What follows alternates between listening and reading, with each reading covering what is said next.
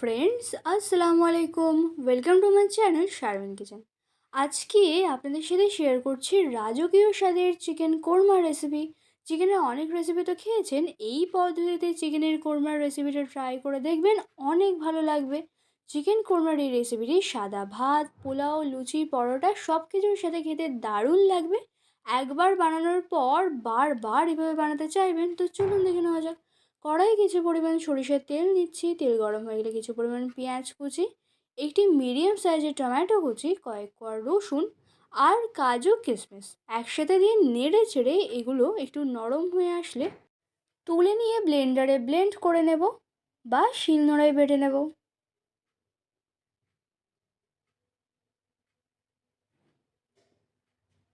এখন ওই তেলের মধ্যে আরও কিছু পেঁয়াজ কুচি দিয়ে ভেজে বেরেস্তা করে রাখবো।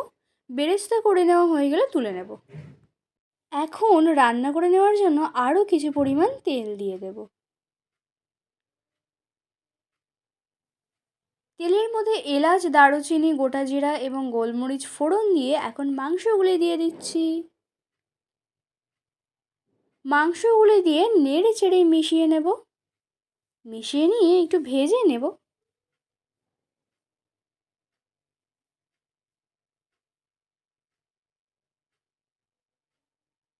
এখন দিয়ে দিচ্ছি 1 টেবিল স্পুন আদা রসুন পেস্ট, স্বাদ অনুযায়ী লবণ, 1 টিস্পুন হলুদ গুঁড়ো, 1 টিস্পুন লাল লঙ্কার গুঁড়ো, 1 টিস্পুন কাশ্মীরি লঙ্কা গুঁড়ো, 1 টিস্পুন ধনিয়ার গুঁড়ো। এইসব মশলাগুলি দিয়ে নেড়ে চেড়ে মিশিয়ে নিচ্ছি ভালো করে। মিশিয়ে নেওয়া হয়ে গেলে ওই ব্লেন্ড করে রাখা মশলাগুলো দিয়ে দেব। এই মশলাটা দিয়ে মিশিয়ে নেব। মিশিয়ে নেওয়া হয়ে গেলে এখন ফেটিয়ে রাখা টক দই দিয়ে দিচ্ছি।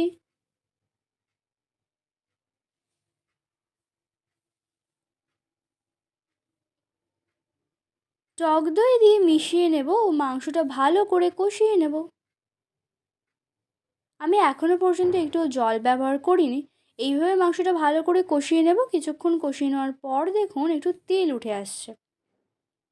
কষিয়ে নেওয়া হয়ে গেছে। এখন আমি 1 কাপ লিকুইড দুধ দিয়ে দিচ্ছি।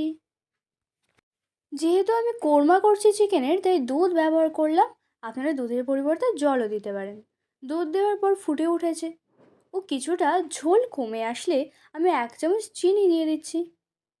চিনিটা স্বাদের ব্যালেন্স করার জন্য। চিনি দেওয়ার কারণে চিকেন কোরমার স্বাদটা আরও ভালো হবে। চিনি দিয়ে মিশিয়ে নেওয়ার পর 1 চামচ গরম মশলা দিয়ে দিচ্ছি।